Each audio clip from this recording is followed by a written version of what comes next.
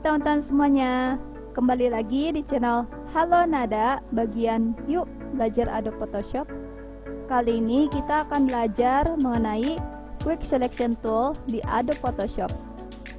Nah, bagi teman-teman yang belum tahu apa itu Quick Selection Tool, lalu apa fungsi dari Quick Selection Tool di Adobe Photoshop, di sini aku jelasin ya secara singkat. Jadi, Quick Selection Tool itu merupakan salah satu tools yang ada di Photoshop dan fungsinya itu untuk menyeleksi bagian-bagian tertentu dari sebuah objek atau gambar.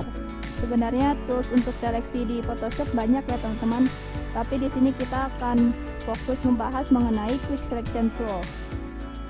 Nah, apa sih yang membedakan Quick Selection Tool dengan tool seleksi yang lain di Photoshop?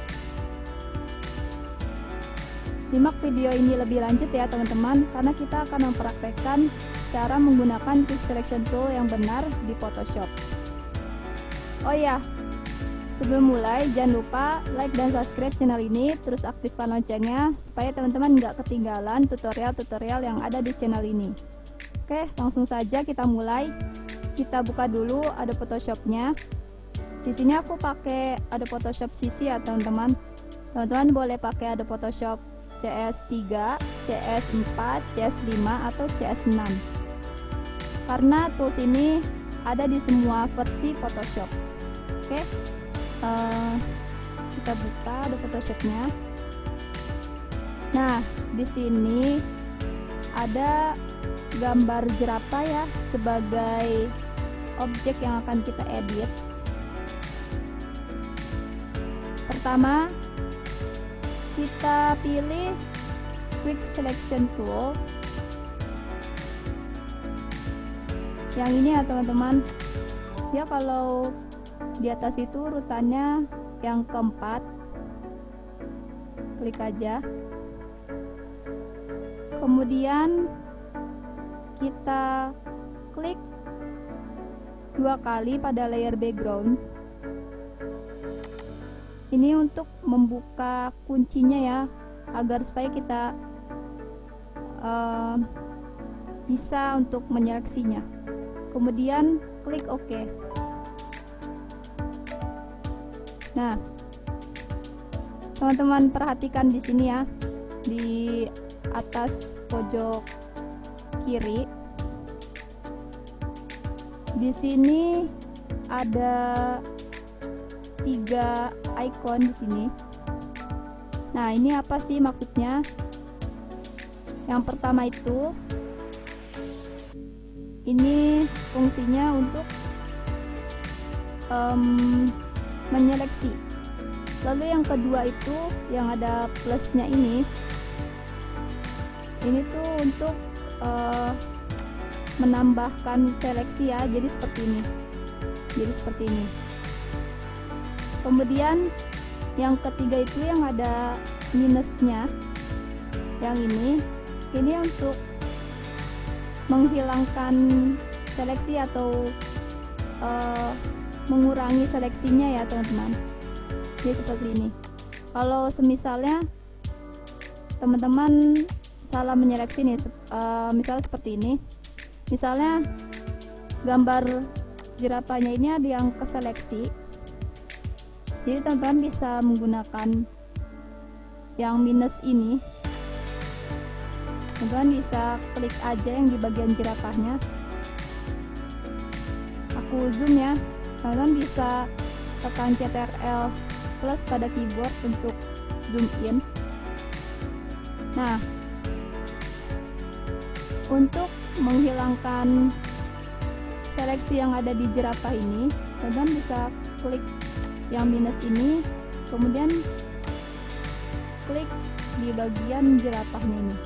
Nah, nanti seleksinya ini dia akan sendirinya hilang. Jadi seperti ini ya.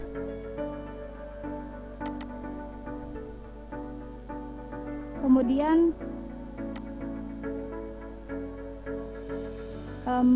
ini yang di samping minus ini nih yang ada bulat lalu ada 12 ini untuk ukuran. Jadi ukuran toolsnya itu teman-teman bisa pilih,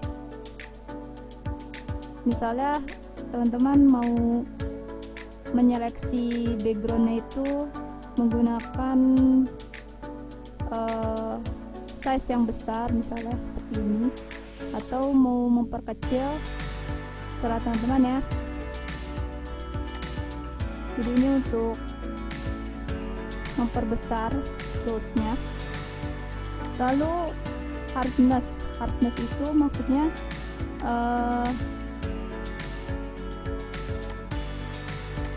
untuk mempertajam atau memblur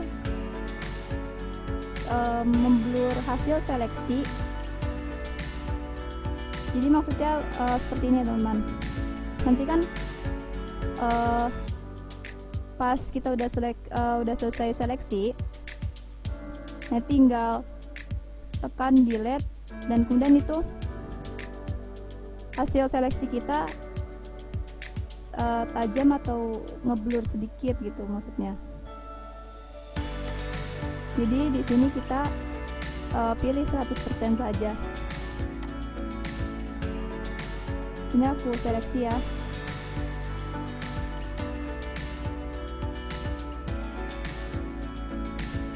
Lalu tekan delete. Nah, kemudian tekan Ctrl plus D. Oke. Nah, ini udah selesai ya.